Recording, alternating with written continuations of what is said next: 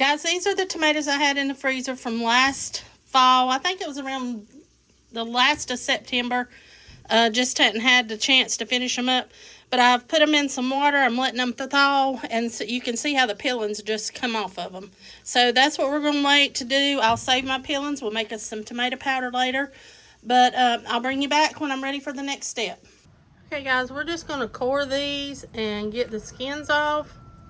I'm going to put my skins over here in another bowl. And we'll just get the core out and any of this, a lot of this extra green.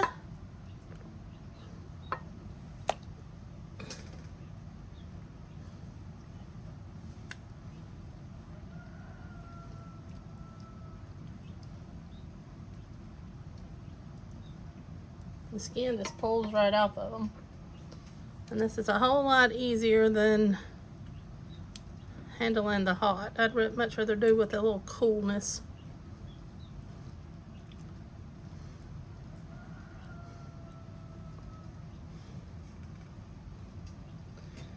And I have a permanent marker on my nails if they look dark to you guys from labeling some bags earlier.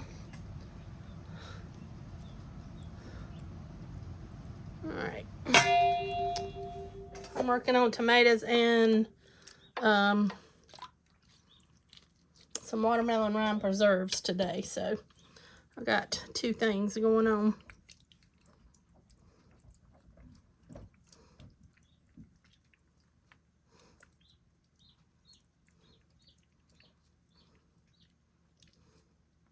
I sharpened this knife, but it is just not a good knife to be working with, I don't think.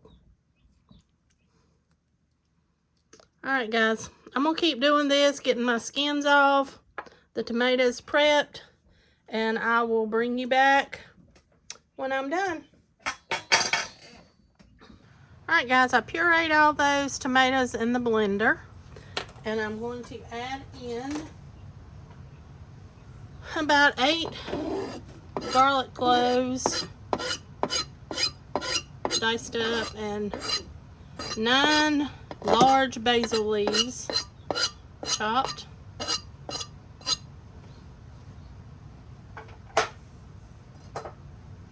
I'm going to start with about a tablespoon of cannon salt.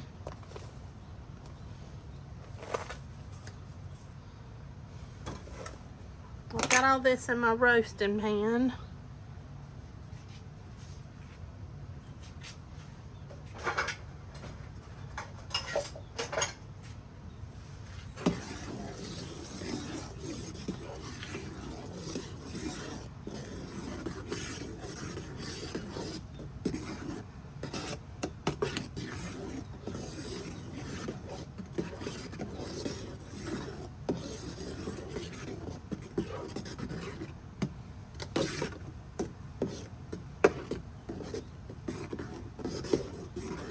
We're just going to let this sit and simmer for a while.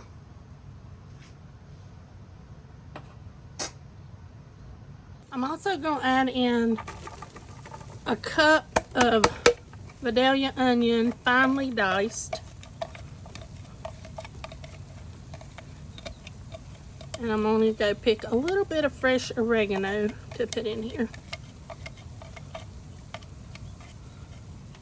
from the garden. I'm going to show you the little blooms. They smell so good. But let me get them rinsed off and I'll chop this up. Alright, so I've chopped up roughly about a tablespoon. And we're just going to put that in. I'm going to roughly add in about a half a teaspoon of black pepper. The oregano's in. We'll get all that mixed up.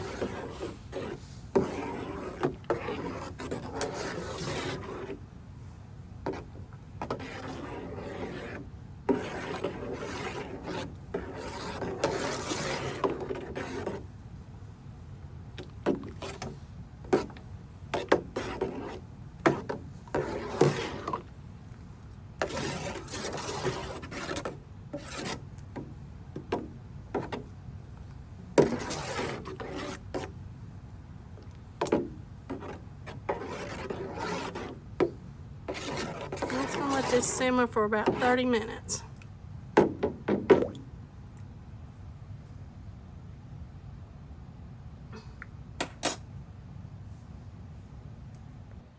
Alright, I'm going to put a half a teaspoon of citric acid in my jar. I got a fourth of teaspoon, so I'm going to do 2 of those. And then we're going to ladle this into our jar.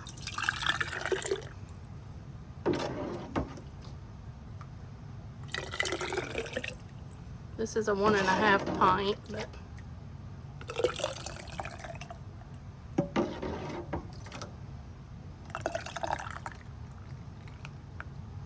just a hair more.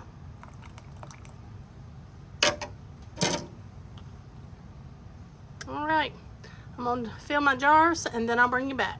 All right, I've cleaned all the rims just to get any debris off of them.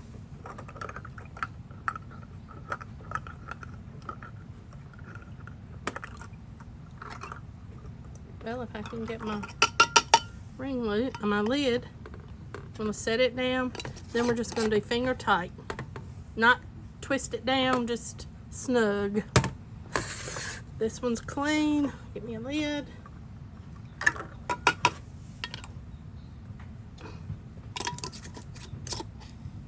All right, let me finish the rest and I'll bring you back. All right, I've got them in the pressure canner. You can water bath these for, I think it's like an hour and 20 minutes, 30 minutes. I'm just gonna do them in the pressure canner at 10 pounds of pressure for about 35 minutes. And I'm gonna put my lid on and I'll bring you back. All right, I've got the lid on and I'm gonna let vent come out from here for 10 minutes and then we'll put our weight on. All right, we've been blowing steam for 10 minutes, so I'm gonna put the weight on and we're gonna wait for it to come up to 10 pounds of pressure. Just wanted to let you see I stuck the tomato peelings on the dehydrator.